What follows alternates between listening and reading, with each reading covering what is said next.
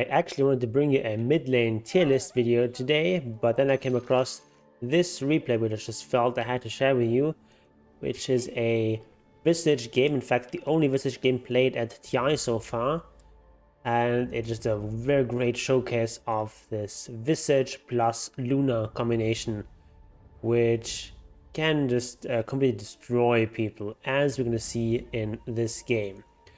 This is LGD playing against VG in the group stages, two of the strongest teams in Group B, facing off against each other, and they've in fact last picked this Visage, so they really have a lot of confidence in this hero. So to start off, usually you want to get Solar Assumption if you're playing side lane Visage. There's also some lanes where you want to prefer a Grave Chill, but most of the time the raw damage up from Soul Assumption is going to be much more important than the slow, especially since the slow has been nerfed slightly.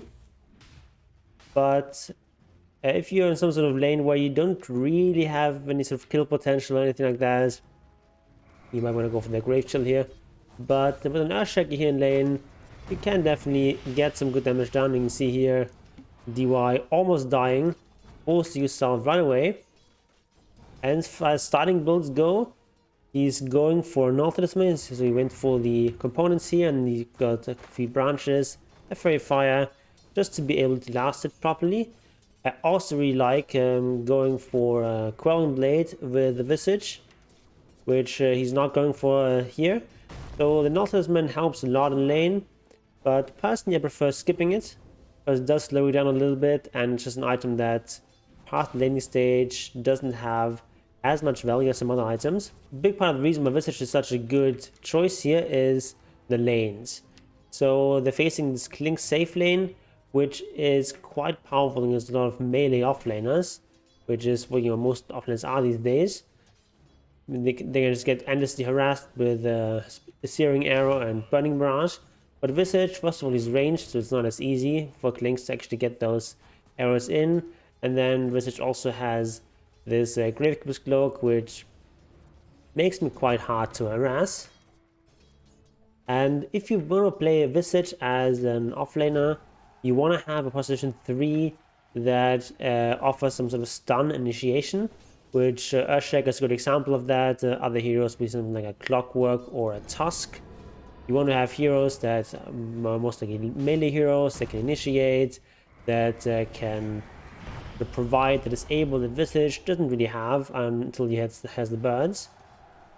And you also ideally want to have some sort of more brawling kind of hero. Earthshaker is not that much of a brawler, but you really want a hero that can take a bit of punishment so that he can dish out more damage with the Soul Assumption. So a sort of hero that takes damage and also dishes out damage is ideal, because both of them are going to power up your Soul Assumption, and that's what allows you to win the lane. So you typically want to take 2 or 3 levels of Soul Assumption, depending a bit on how much you're fighting in lane. If it's a very quiet lane, you just want to have 2 levels here, or maybe even just 1 level, because the other skills really scale better. And but in this game, it's just going to go with the 2 levels, because Earthshaker, as I said, is not that strong of a laner, not that much of a brawler in lane. But if it's like a very hotly contested, like a Trilin vs Trilin, for example, you definitely want to have a 3rd point here in Soul Assumption. But here 2 levels is just about right.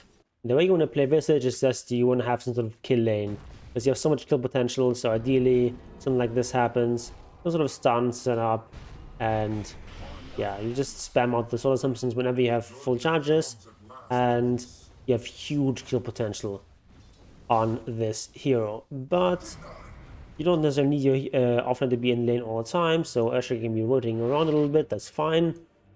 You also enjoy the solo experience, but really the biggest strength of Visage as a laner is his kill potential. As far as items go, you almost always want to go for Medallion, you want to get a Wand, and you're going to get Boots, in whatever order seems most appropriate to you. Here in this case, he's skipping the Wand because he's up against the Clink, so he's not going to be able to use many spells anyway. Only really Burning Barrage, plus eventually the ultimate and such. So you're not going to be able to really need a Wand. And also, the Elder Titan is not going to be using that many spells either, and when he's casting things like Astral Spirit is often going to be in fog anyway. So there's no real point in getting a wand early, but you probably still want a wand eventually, because you are going to be in fights a lot.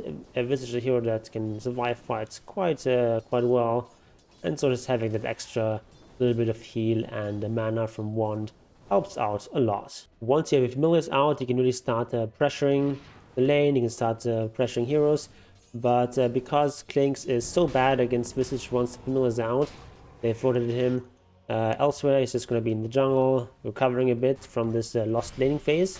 And instead they're going to send in the TI10, who is pretty much immune against the birds. Dragon Shell is 30 damage block, and the birds only do 25 damage at level 1, so birds do 0 damage against him. But you can still use the birds as a stun, and with Soul Assumption, you might still be able to take down the TI10 if you have some support from some of the other heroes. But also you know that they forced out the Ravage earlier, so they can just keep pressuring this tower. Invoker coming in as well. They're just trying to keep these creeps away and allow Visage to do some more damage. And in the meantime, Luna is just going to be farming rather happily. And notice that Luna actually maxed out Luna Blessing first, which first of all is like a nice ability for herself. But more importantly, it's also a really good synergy with Visage. So if you're ever forced to fight early on Luna, even though you have basically no points here in Lucent Beam and Eclipse, you can still actually provide a lot of value because this aura also works on birds. So it's going to be a 35% bonus damage on familiars, which is quite amazing. 35 bonus damage on a familiar that does 25 damage normally is quite a lot. And don't forget, the familiars attack very fast, twice a second, just by themselves, and then it gets further boosted up with Grave Chill. And even heroes like TI10, if they're a bit too far forward, can easily be brought down here. They don't even need any sort of Echo Slam or anything like that. Just the basic stuns from Earthshaker, last stuns from the birds, and all those Soul Assumptions are enough to take down the TI10. Notice, by the way, that Faith Beyond has gone for a very defensive build here. He's maxed the Gravecubus Cloak first, so he's sort of more concerned about staying alive than about just dishing out as much damage as possible. This is always a bit of a judgment call, which you want to max out first.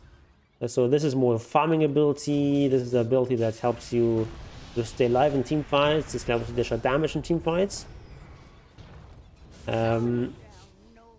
But this is probably the ability that scales the least, so you probably want to keep this at level 2 or 3 most of the time and then max out the other stuff first.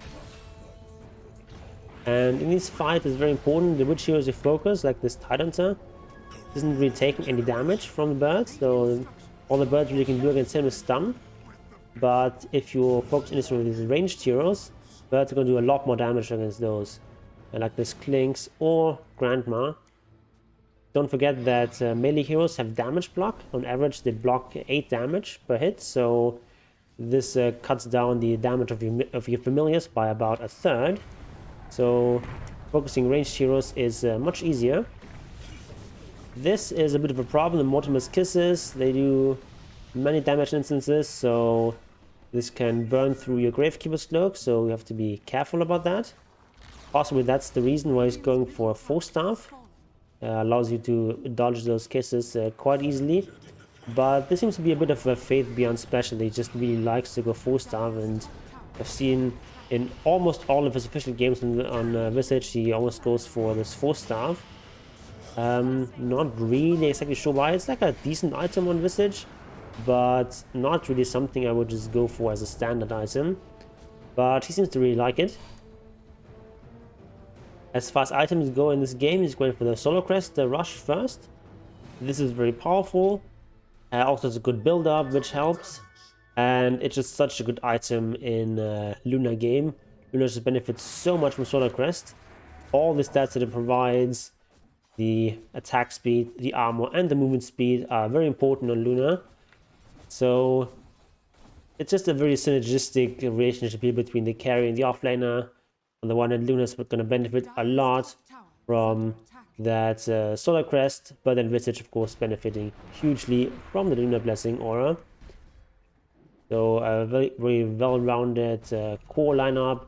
And then they have the Invoker, sort of the more mobile hero, because that's a bit of a problem of Visage and Luna, that they're kind of static heroes.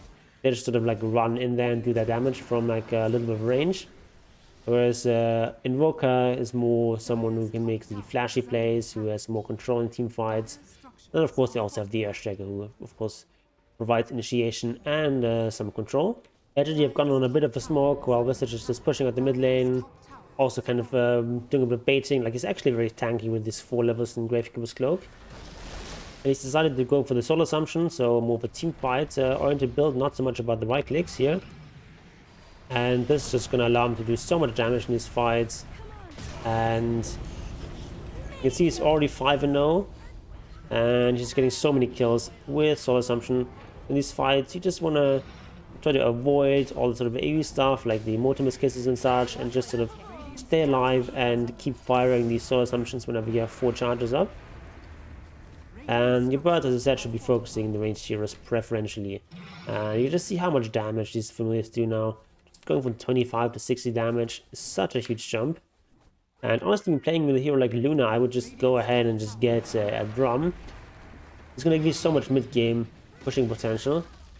You already have this huge damage boost, and so getting a drum where these drum charges are going to give you more catch, more mobility, and also lots of extra movement speed and attack speed.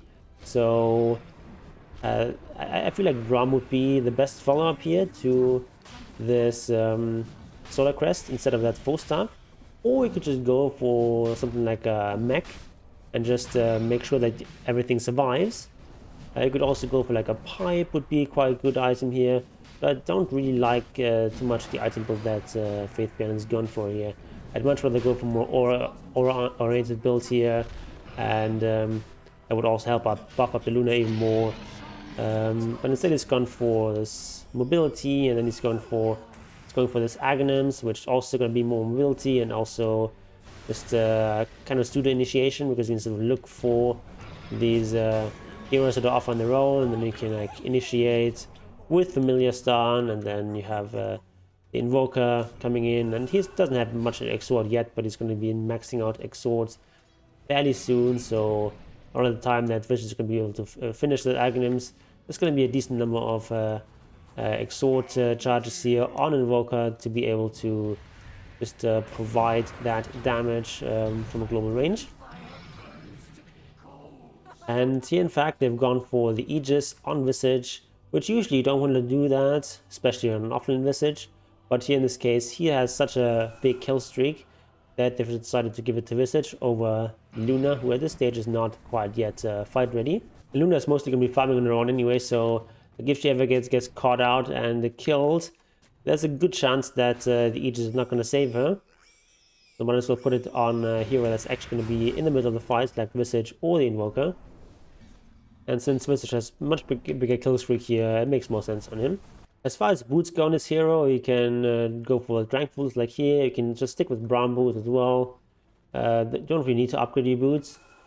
You can also go for mana boots. This is more of a, if you go for mech build, you probably want to get mana boots. And like, you can even go for something like a power treads. It's not a bad item on Visage, but typically you're going to go for either just brown boots, tranquils, or the arcane boots. Visage has been level 12 for a while, but he hasn't yet resummoned his familiars. So I feel like you want to just resummon them right away, unless you know there's going to be a fight coming up where you can do a powerful move where you just sort of drop your familiars and then resummon right away. But he now goes ahead and resummons them. The problem is now for the next 2 minutes he's not going to have a resummon. If the birds die now, he's going to be in a bit of a pickle. But even so, they're very strong at this stage. And you see Luna now converging here. They want to use this Aegis. There's still 2 minutes left here, and they want to abuse the fact they have this very powerful Visage. And also Invoker is doing quite well. Have a bit of a greedy build on Invoker. But still, they're quite powerful, and I think it makes sense for them to try to fight here. It's also night still, so Luna with her maxed out Luna Blessing gonna provide them with a vision advantage. So this is just a great time for them to take a fight. And so it's going to force down this tier 2 tower. And that just does so much damage with Luna nearby.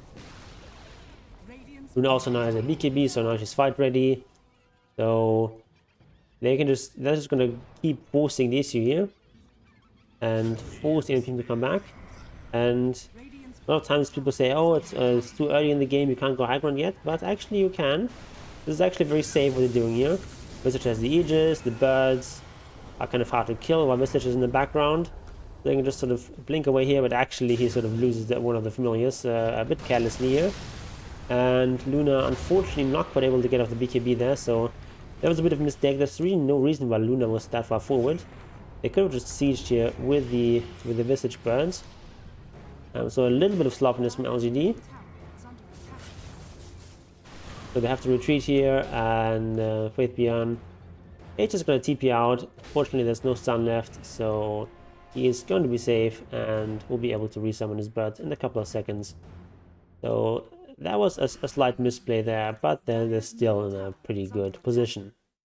Let's look at the sieging. You know, Luna with all her buffs here from Alacrity plus the Solar Crest and those familiars just doing so much damage.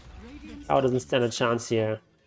Gets chunked down very easily, and their goal is just going to be to just dominate the map and wait for that second Roshan, and then the second Roshan is what's really going to allow them to go high ground properly. But one of the advantages of having this Invoker is that you just still mobile around the map with Boots of Travel, and another kill here into Faith Beyond's offers. It's going really close here to the Aghanims. Faith Beyond has now sold his Null Talisman. He's going to get the Aghanims very soon in 800 gold. And notice that he's selling Null Talisman over Magic Wand and Dust. Dust is just important if there's any sort of invis. You need to be carrying Dust, especially as an offlaner. And then Wand. It's just a much better item in the mid game than a Null Talisman. Which is also sort of part of the reason why I don't really like buying Null on this hero. They're just going to have to try to keep control here of the enemy triangle, and when you control the enemy triangle, it's just really hard for the enemy to do anything. Ouija knows this as well, so they go for a smoke, which is a bit of a desperation play, but Luna is able to get out of the BKB just in time, so there's a very close timing there. This Blink Ravage, it's very hard to actually get the BKB off in time, but fingers are quick enough, and then they immediately just retreat. You can trade off this Ravage for a BKB, which for LGD of course is a very good trade. And at this stage you just want to be playing around with your team a lot, because this is still the Visage that really shines. Really the biggest power spike of Visage is after level 12, and you get the level 2 familiars, which is so much stronger than level 1 familiars. And now it's got another power spike here. Aghanim Scepter allows him to move around invis, which is really good if you're in a winning game. Sort of find enemy heroes that are split pushing, that are farming on their own. But usually if you go for this Aghanims, you also want to combine it with some sort of offensive item. Like an Orchid would be a very popular combination. You often see this with mid Visage. You get Orchid first and then follow it up with Aghanim Scepter. You can really hunt people around the map. But here in this case, he's gone for the more defensive build. He's even getting the Aghanim Chant queued up here, which is really concerned about not dying and feeding this very long kill spree series here. And this kind of makes sense a bit with the presence of Luna, who has this aura. Also, she's going to be getting the level 20 global aura talent here because of Visage. And this is going to allow Visage to be a real menace all around the map. And he's just going to have so much damage that he doesn't really need to go for the more aggressive items. As long as he just stays alive and keeps his birds alive, then he's going to have plenty of damage. The Roshan is just respawned. This is going to be the next objective, but at this point, Ravage is back up available, so it's not very safe to just go for the Roshan right away. It's a Faith Beyond. It's going to be moving around here with the Aghanims, staying sort of reasonably close to some of his teammates, but he knows that you have the boost of travel here on the Invoker, so you can always just teleport in, just TP on one of the birds, and also of course provide the Sunstrike from global range. And then Luna is also in the area, So you don't just want to be running around completely on your own. You want to be sort of near your team, but sort of scouting ahead, see if you can find something. In this case, the grandma does get saved, just barely in time. But now that they're sort of driven back the enemy team, they can probably just go in and do this Roshan. And Visage is a really strong Roshan taker. And ideally, you would have someone else pop the Lincolns that Roshan has, but if you don't have that, you can just pop a Soul Assumption and then just use Grave Chill on Roshan, which is a very powerful anti-Roshaning ability. Gives your birds lots of bonus damage and also slows down the attacks from Roshan, so you take less damage. But here in this case, VG is coming out to play, so LDG don't really know where the enemy team are, so they're a bit worried. As long as VG don't get some sort of super good initiation, it's hard for them to do anything. And you see Visage actually waiting outside the pit here, just headed with his birds inside. Even if they do initiate on this, the birds are not going to die because you can have full charges here on your Grave Cubist Cloak if you stay out the pit. And so this was actually a fairly safe Roshan. Now they can sort of just hunt down the stragglers and kill everything they can. And yeah, it's just very important to use those stone forms wisely when you're chasing people. You don't just want to drop the birds for no reason. You want to keep one stun available so that you can stop TPs if people TP out. You just see a Klinks farming here sneakily inside their own triangle, and Visage coming in here using the Aghanim's just for extra movement speed, and that is going to be a Klinks instead and a godlike Faith Beyond. And it's just so great to have this global aura on Luna. We always get this plus 35. And they just have so much map presence here with this Invoker. And yeah, as Visage, you don't have as much map presence because you're kind of bound by your familiars. You don't really want to be teleporting around without them. But Visage, in fact, is a very good gem carrier, so he's gotten that. This is a great move to do, especially if you're ahead in the game. You sort of want to tighten the noose and just secure your map control. Getting a gem is very powerful in Visage because you always have a very easy way of getting high ground vision with your familiars. So you can easily deward these high ground areas. And also Visage is just fairly survivable here. He doesn't die all that often, so the chances of losing the gem are lower than for most other heroes. So they're just sort of pushing. They have the Aegis still. They want to make use of this somehow, but it's not necessarily that easy to go high ground against this enemy team.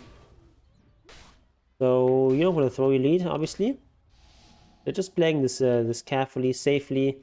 But I think now that the Aegis is down to about 2 minutes, I think they're just going to go and siege his high ground. He pops up here, see if he can find something. Taking out the sentry. And the Luna is just going to be gently pushing here. Until they see a Titaniter. And I don't think that's actually a good initiation here. I think there's actually a very undisciplined high ground push. They should have just had the birds plus Luna at front. And jumping like that against the Titaniter was not a good idea. So, yet again, good high ground defense here from VG. Visage resummons birds so he doesn't feed gold. The birds don't give that much. It's only 100 gold per bird. And only 41 XP. But still, you don't want to feed them if you don't have to. And just resummoning them is, of course, a good way of preventing the opponent's team from getting golden experience for them. And again, he's just hunting around where I think he could be doing a bit better, spreading out his birds a bit. You have separate hotkeys for your birds, it's much easier. This way you can cover a bit more ground.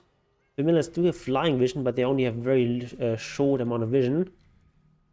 But if you split them up a bit more, you can find some more vision. And you can see he's hunting the trees here to see if there's like a Klinks in the trees hiding maybe. And if the Klinks was there, you can see from the archers that are there, but Klinks has in fact gone away again. So a nice job there from Poyoyo. By the way, this Luna Aura says it only works on allied heroes. but in fact also works on creep heroes like the familiars. Also, for example, would work on Lone Druid Bear or on the Brewmaster Brewlings, but it does not work on regular creeps and summons. So, for example, these Orc Spirits don't get any bonus damage, nor do the creeps from Enchantress. And we see another smoke here. They're just constantly trying to find these enemy heroes that are hiding. The only one that's showing is all 11 here on this Tidehunter. Of course, is very tanky. And that's just not the target you want to initiate on. He's like 3k HP, he's 20 armor, and also has some evasion. Plus, of course, he's Tidehunter, so he's Kraken Shell. Not really a hero you want to go on. So again, the smoke not really finding very much. So VG, despite the fact that they're very far behind in terms of net worth, they're actually just not making any big mistakes, not really being caught that much, and just able to extend the game. But now finally VG have come out to play. They see this innocent little deer person just farming the jungle. But she is an Enchantress with a fully charged Holy Locket, plus mech, plus of course full limited Nature's Dependence, plus the heal talent, plus magic resistance. So she's actually deceptively tanky, and so she just takes a very long time to kill. They do also catch out the Invoker, but now they're sort of committed into this fight, and now the full might of LDG is going to be coming down here, and they're not really need to use any buybacks here. But just with Luna still even having BKB available, they're able to get their revenge, get a 2-for-2 trade here, which is probably still good for VG, but it's not a disaster. And very important, they keep Visage alive, they keep his godlike streak alive, and they also keep the gem. If you just take a look at the vision from Radiant, they have nothing. They have no wards on the map because, well, Visage can just deal with all of them.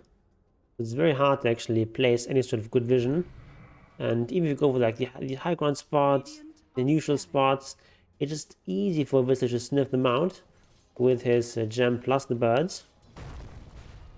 So it's very hard game to play here for VG.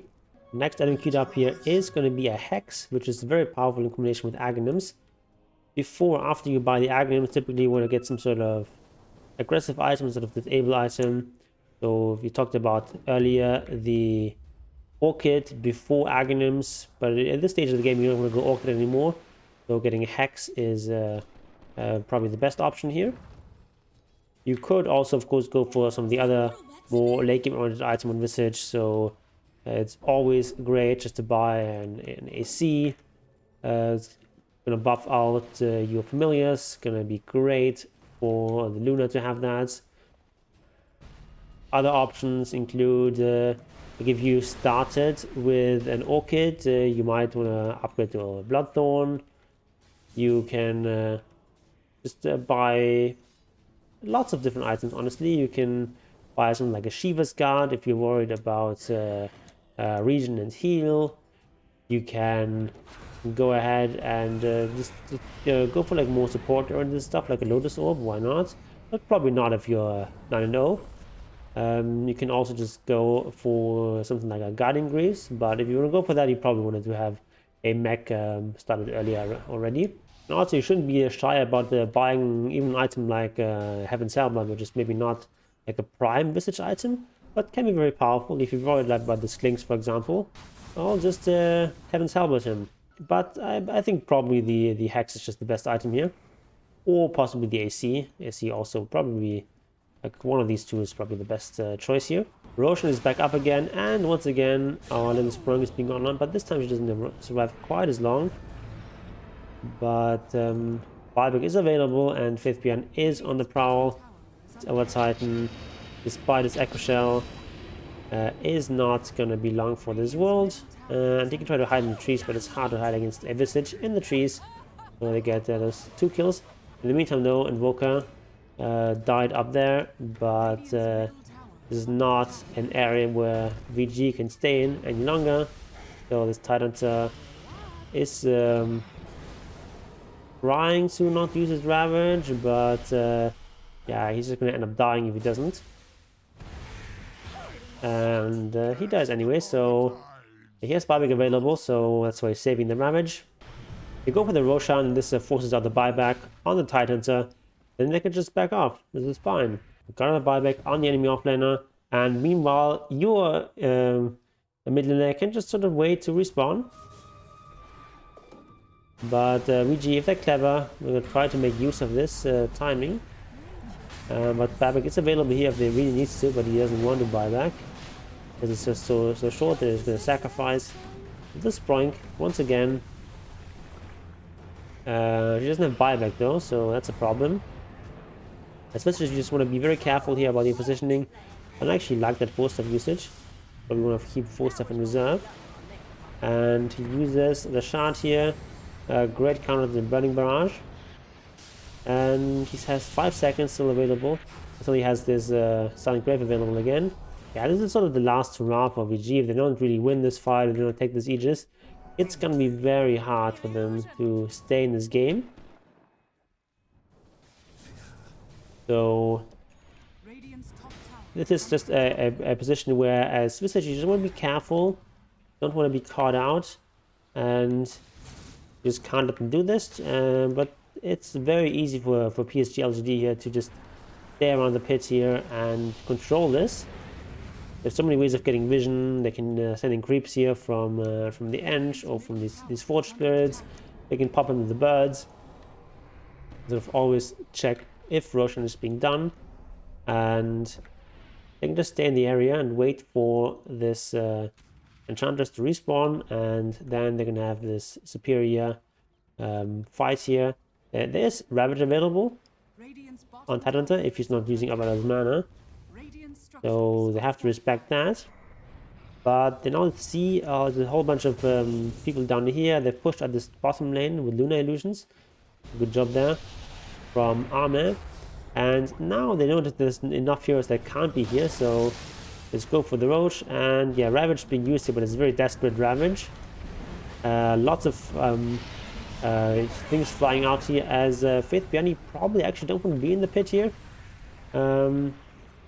But with his shard, he manages to stay safe here. So if you don't have the shard, you kind of have to stay out of the pits here. But with a shard, he was able to stay alive, and nice the cheese, as well as an AC. Drops on the cheese here, which is a bit risky. It would be kind of funny if like Klinks came by and just stole the cheese.